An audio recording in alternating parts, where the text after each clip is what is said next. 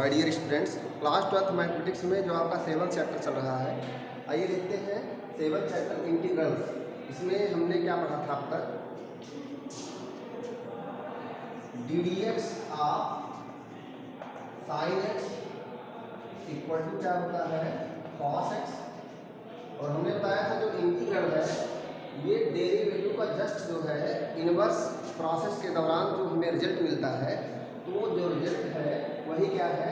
Integral है। तो आइए देखते हैं इंटीग्रल ऑफ, यदि cos x की बात करें, integral of cos x dx तो क्या आएगा? जब इसका साइन का डेरिवेटिव निकाला तो cos x आया, तो cos x का यदि एंटी डेरिवेटिव निकाल रहे हैं तो क्या आना चाहिए? sin x आना चाहिए। तो हमारा यही आंसर हो जाता है। और हमें पता है कि जब भी इंटीग्रल लेते हैं किसी भी फंक्शन का, तो इंटीग्रल कांस्टेंट ऐड हो जाता है। यहाँ पर तो इंटीग्रल कांस्टेंट यहाँ पर c ऐड हो गया। यहाँ पर c क्या है? पैरामीटर बोल सकते हैं अथवा इंटीग्रल कांस्टेंट बोल सकते हैं। इंटीग्रल कांस्टेंट अथवा पैरामीटर, ये हम इसी को आर्बिट्रेरी कांस्टेंट भी बोल सकते हैं।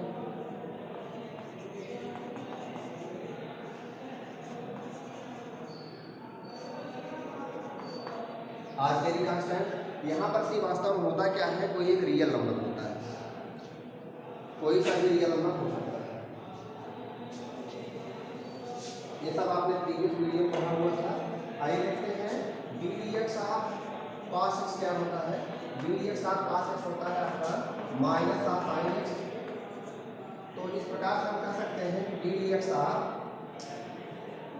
अगर हम दो साइड माइनस का मल्टीप्लाई करते हैं, ऐसा कर सकते हैं minus of cos x. D d x of minus of cos x की बात करें तो क्या होगा? साइन एक्स होगा। इस तरह से यदि हम लेना चाहें integration of sine x d x तो क्या आएगा? Minus of cos x, minus of cos x plus c. C क्या है? Integral constant.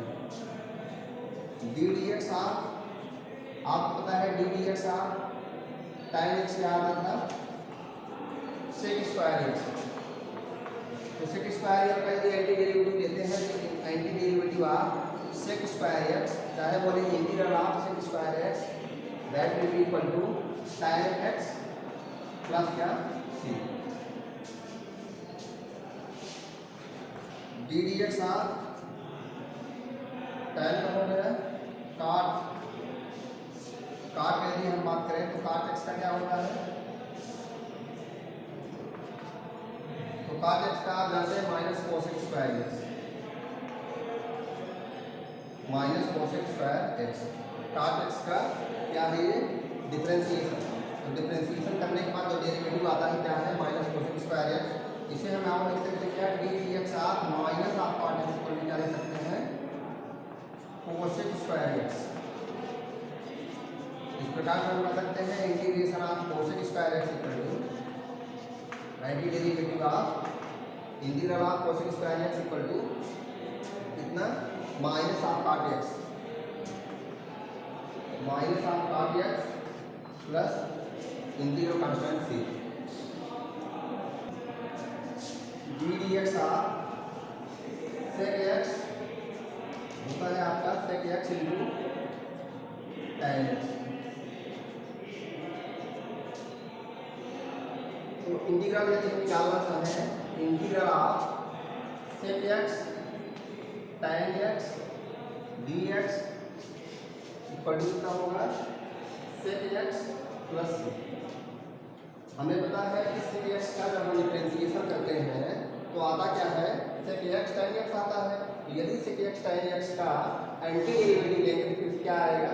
सेक एक्स आएगा। यही मैंने लिख लिया anti derivative of sec x tan x d x equal to sec x plus क्या करते हैं? Integral constant. तो आइए देखते हैं आप कोसेक एक्स करता है d d x of cosec x क्या आता है? D d x of cosec x होता है minus cosec x cot x, minus cosec x cot x. तो इस प्रकार से हम कर सकते हैं कि d d x of minus of cosec x equal to कितना होगा? Cosec x this will be equal to cosec x into cot x.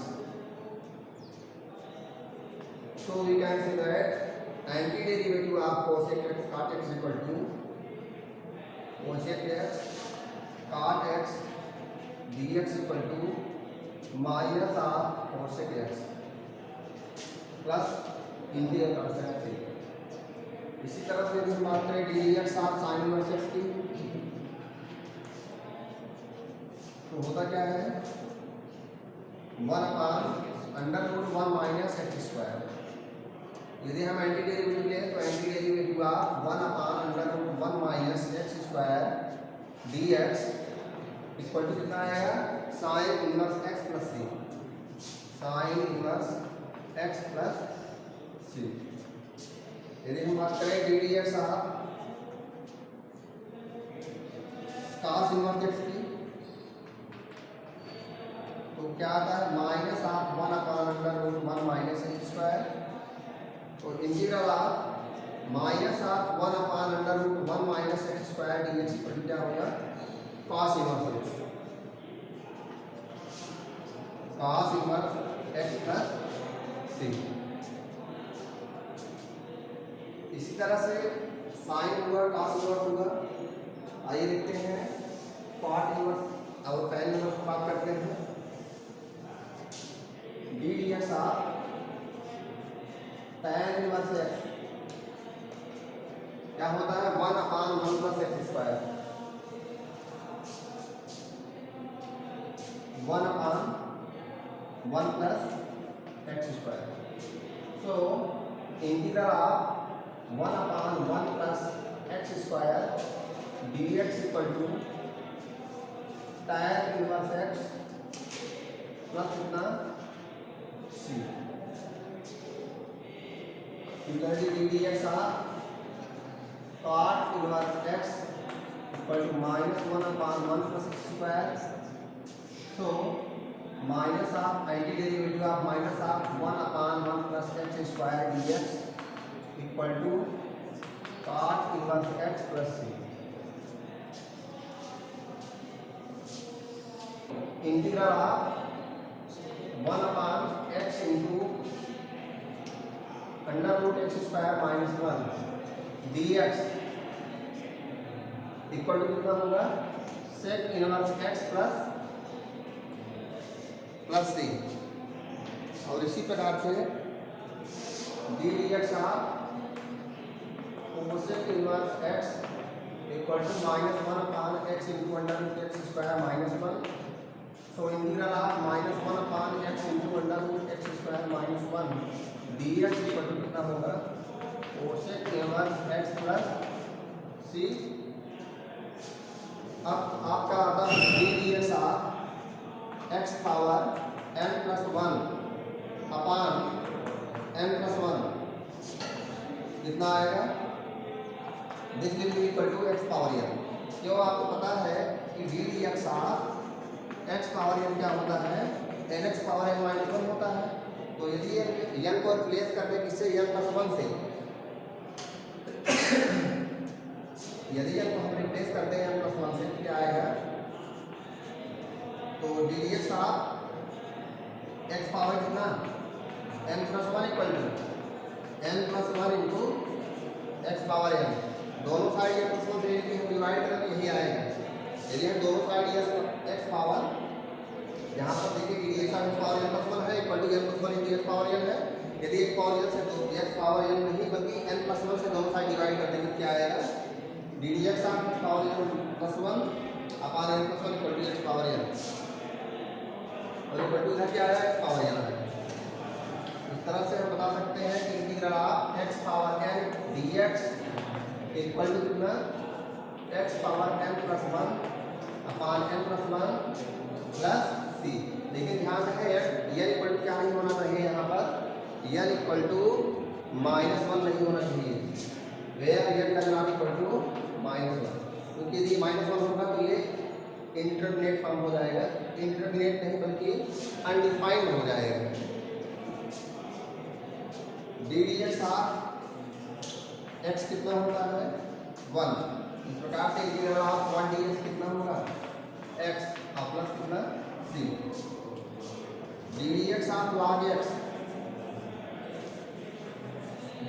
Of log x कितना होता है 1/x होता है। रेडियस ऑफ log x कितना होता है 1/x होता है। तो इंटीग्रल ऑफ 1/x dx कितना हो जाएगा 1/x dx equal to log of mod of x plus c।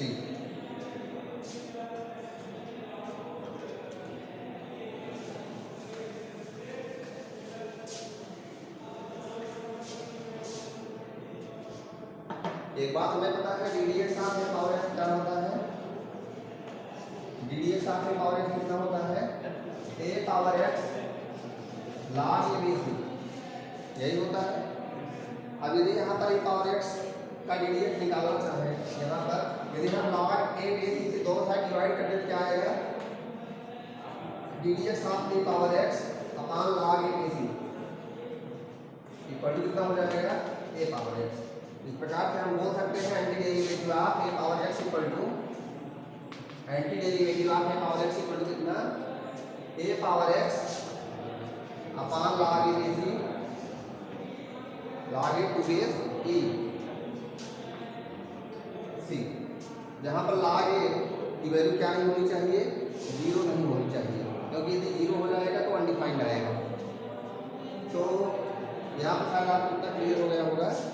एक फार्मूला और बच रहा है अभी डी डी एक्स ऑफ यदि सी एक्स की बात करें तो क्या आता है सी आता है। कोई भी कांस्टेंट का अगर एक्स हो क्या होता है सी आता है। इसी प्रकार से integral of c d x की बात करें क्या आएगा सी एक्स प्लस डी आ जाएगा सी एक्स प्लस डी। यहाँ पर डी क्या है इंटीग्रल कांस्टेंट है। यहाँ पर जैसे सी होता था जरूरी नहीं कि सी का हम इंटीग्रल लिया है फिर वही कांस्टेंट ऐड हो, कोई सा भी कांस्टेंट आ सकता है, कोई सा भी रियल नंबर हो सकता है। यहाँ पर हमने डी कर लिया है, आप C1 कह सकते हो। यहाँ पर C1 क्या है इंटीग्रल कांस्टेंट है। तो इतना आप नोट कर लीजिए। आइए देखते हैं geometric interpretation of indefinite integral. और उसके पहले एक फार्मूला और छूटा हुआ है आपका d d x of e power x equal to e power x होता है। इस प्रकार से हम कह सकते हैं integral of e power x equal to dx e power x dx equal to e power x plus c। इसको आप नोट कर लें। आइए देखते हैं geometrical interpretation of indefinite integral.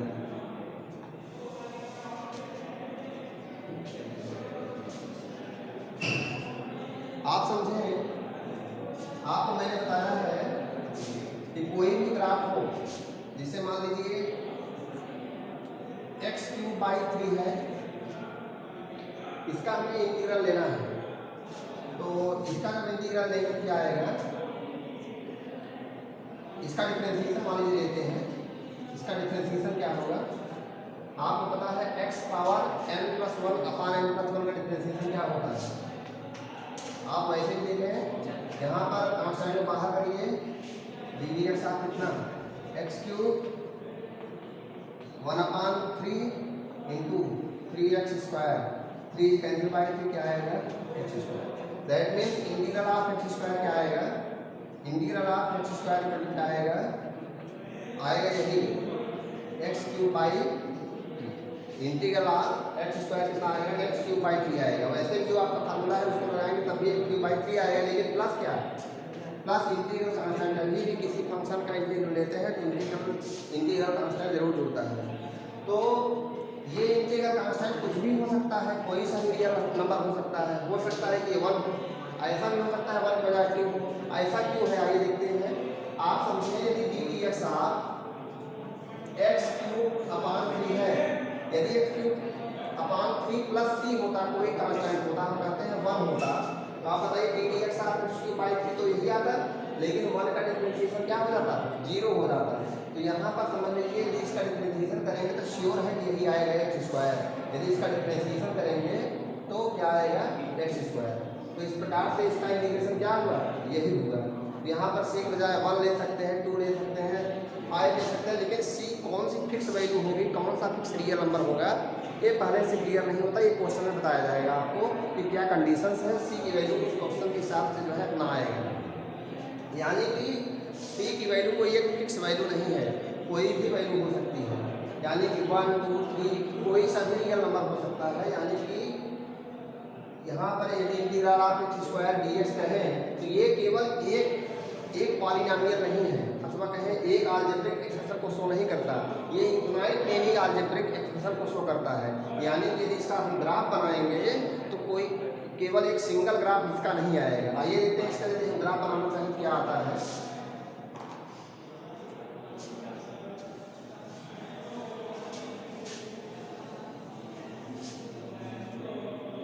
आप समझे, हमने किसी फंक्शन का इंटीग्रल किया, मान लीजिए था 2x था, हमें इसका इंटीग्रल निकालना था।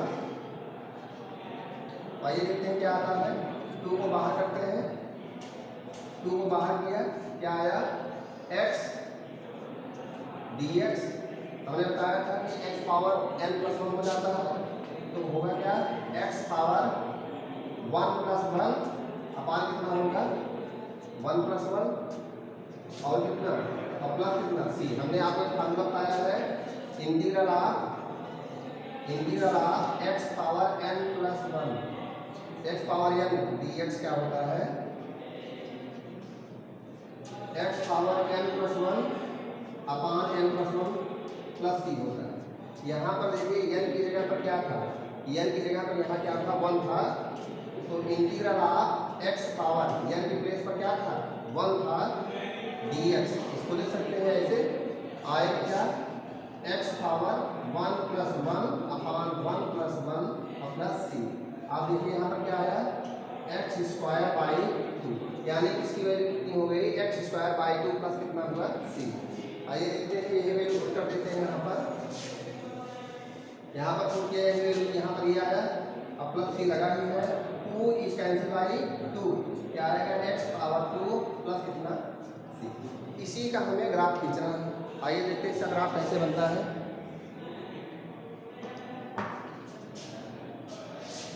मान लीजिए है आपका y एक्सिस, ये आपका है x एक्सिस। यदि हम इसको c इक्वल टू यदि हम 0 मान कर चले, if v take c equal to 0, if v take c equal to 0, तो क्या आएगा x स्क्वायर, और x स्क्वायर का ग्राफ कुछ इस तरह का होगा। ये क्या है y इक्वल टू कितना x स्क्वायर।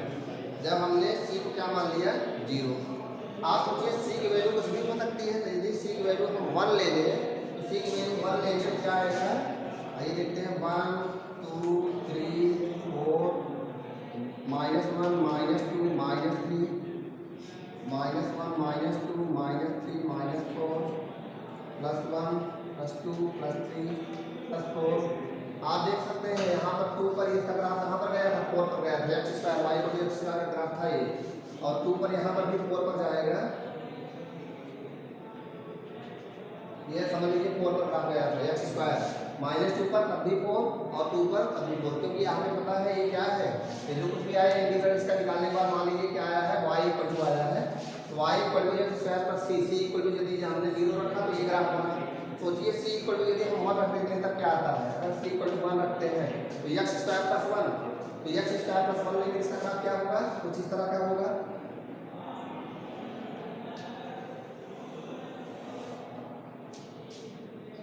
आइए देखते हैं क्या आप समझें। x इक्वल टू यदि आप देखिए y इक्वल टू क्या है x स्क्वायर प्लस 1 होगा, x इक्वल टू यदि हम 0 रखेंगे तो y इक्वल टू क्या आएगा y इक्वल टू 1 आएगा। देखिए x इक्वल टू 0 पर y इक्वल टू ये 1 पॉइंट है कि 0 1 पॉइंट है।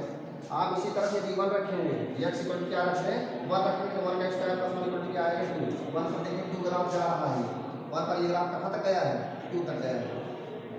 और इसी तरह से यदि हम x इक्वल टू 2 रख देते हैं तो 2 जब 4 प्लस 1 इक्वल टू 5 आएगा, तो आइए देखिए 5 पर ग्राफ गया होगा, 2 पर हमारा ये ग्राफ कहाँ तक गया है 5 तक गया है। यहाँ पर कहीं 5 आएगा, ये ग्राफ देख लीजिए यहाँ पर कहाँ तक गया है 5 तक गया है। इसी 2 पर ये ग्राफ कहाँ तक गया है 5 तक। तो आप यदि देखें तो इस तरह से ये ग्राफ इस तरह का जाएगा। ये क्या है x स्क्वायर y को कितना x स्क्वायर प्लस 2 के लिए ग्राफ है, लेकिन ये ग्राफ किसके लिए था, ये ग्राफ किसके लिए था, ये वाला graph y equal to x square plus 1 के लिए था।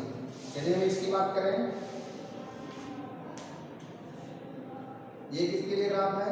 ये ग्राफ किसके लिए है? y equal to x square plus कितना प्लस माइनस 8 इसके लिए ग्राफ है। तो x इक्वल टू -1 पर हमने देखा तो ये ग्राफ आएगा। तो इस तरह से आप देख रहे हैं x की वैल्यू, यहाँ पर c की वैल्यू बदलते जाइए तो यहाँ पर ग्राफ जो है पॉइंट में ग्राफ मिलते जाएंगे, लेकिन सब एक ही पैटर्न के ग्राफ हैं। आप देख रहे हैं यहाँ पर जो ग्राफ आ रहा है सब एक ही तरह से जा रहे हैं, सबका ग्राफ जो है एक तरह से आ रहा है, यानी कि ये ग्राफ आपस में सिमिलर है। इनका जो है शेप देखिए तो सिमिलर है। कारण क्या है? आप देख पा रहे हैं यहाँ पर जैसे जैसे सी की वैल्यू चेंज करते जा रहे हैं, केवल वाई एक्सिस पर इनकी वैल्यू चेंज होती जा रही है, बाकी ग्राफ का शेप वही है। तो यहाँ पर आप देख रहे हैं पूरा एक कर्व नहीं मिल रहा है, ये वास्तव में एक कर्व नहीं है। इससे हमें क्या मिल रहा है? पूरा एक कर्व का उस कर्व की पूरी फैमिली मिल रही है, पूरा फैमिली आप कर्व मिल रहा है। तो वास्तव में y equal to x square plus c जो है ये क्या है? वास्तव में फैमिली ऑफ कर्व है। ये क्या है? Family of curve. कभी भी किसी फंक्शन का जब हम इंटीग्रल निकालते हैं तो वास्तव में जो आता है वो एक फंक्शन होता है, वो फंक्शन क्या होता है? पूरा फैमिली ऑफ कर्व होता है। किसी एक पर्टिकुलर फंक्शन की बात यहाँ नहीं हो रही है, पूरा फैमिली ऑफ कर्व है। तो शायद आपको इतना समझ में आया होगा, इसको आप नोट कर सकते हैं। यही इसका ज्योमेट्रिकल इंटरप्रिटेशन है।